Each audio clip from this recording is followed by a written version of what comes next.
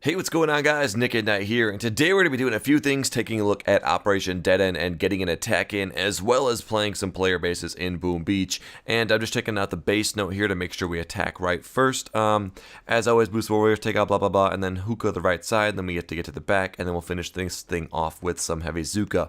Now, my first choice operation was just taking down the first base that I like to attack, so we'll just do this one here.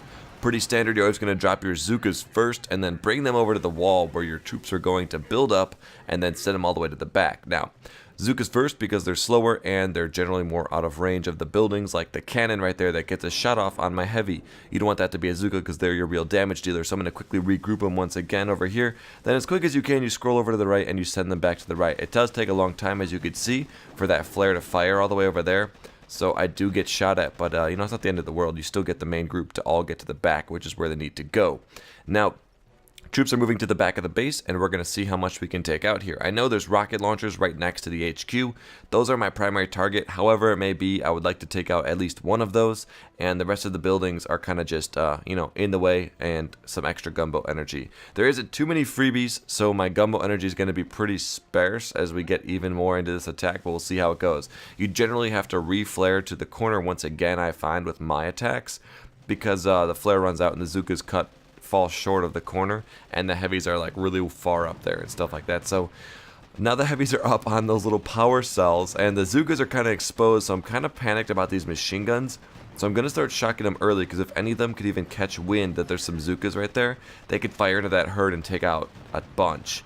So once again, I guess we'll go with one more shock, because right there you can see the machine gun just only takes one bullet and it takes out a Zuka, so it's really not worth it to risk it. So we're going to go ahead and flare, and then here we go. We're going to go with some smoke, and then with that smoke down there, hopefully these heavies and Zukas can make it over, and they should be able to get right behind the rocket launchers, which is going to be a better spot to try to take them out from, because there is that no fire zone.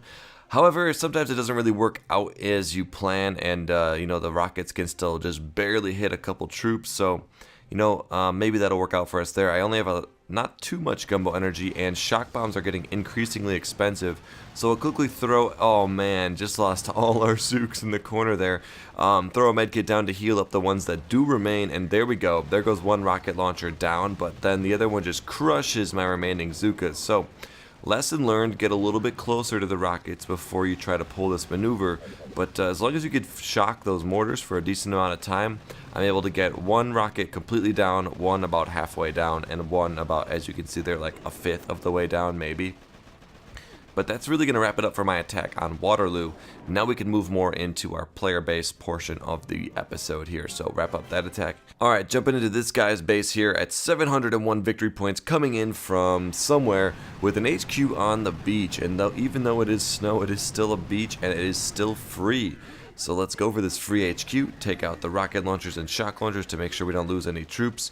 I don't know if this guy knows there really is no point in farming in Boom Beach. You may as well just stay up and just, you know, let your base get attacked by easier people. But he's trying to drop either that or he quit, but that's a nice free win right there to kick off some good attacks. It's like a free base, but not really. Most of the time when people put their base like that, they put nothing, literally like nothing around it, but that guy had some stuff around it, but who cares? Victory once again. Look at those fireworks, and now it just starts scanning the map and going from there. I've been finding a lot of names I can't pronounce, like that one right there looks Korean, correct me if I'm wrong, but I don't really know most of the people on my map. I don't know, maybe it's just my luck or my victory point or something like that, who knows.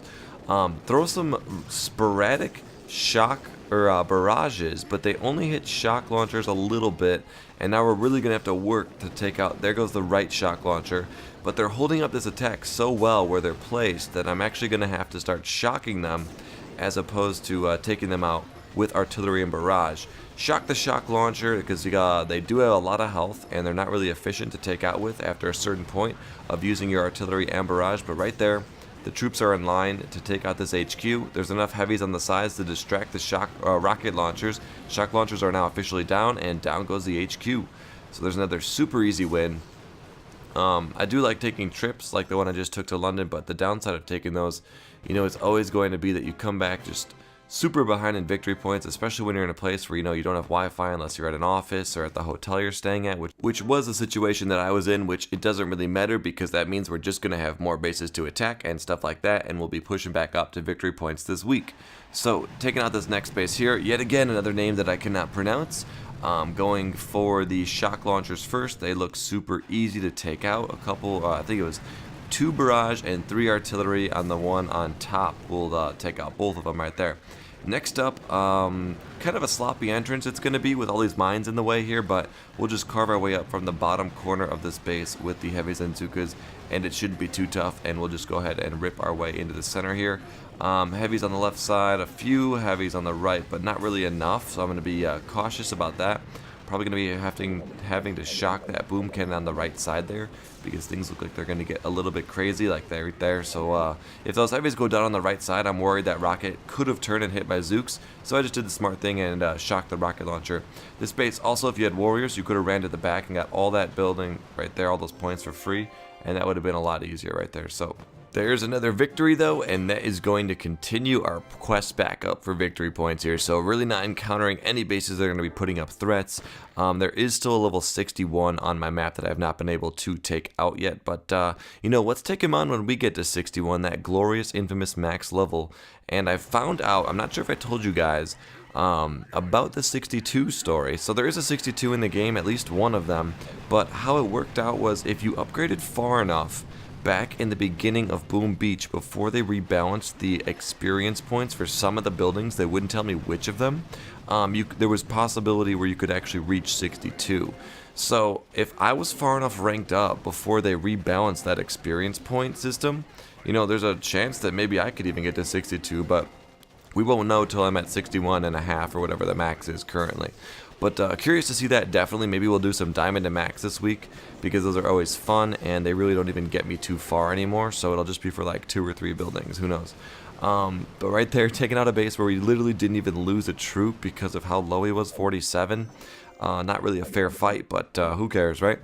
Other thing I wanted to say in this episode was that I have word in the pipeline about Boom updates, and there's going to be a big one, so hopefully that's going to be awesome for us. That's why I'd rather see big updates the way they're doing it rather than a bunch of small ones back to back to back where they don't really release anything. As you guys know, we did get the Scorcher in the last update and some more refining to the operation, so I'm hoping we can get something really cool. Whether it is a troop, I don't really think we need another troop right now.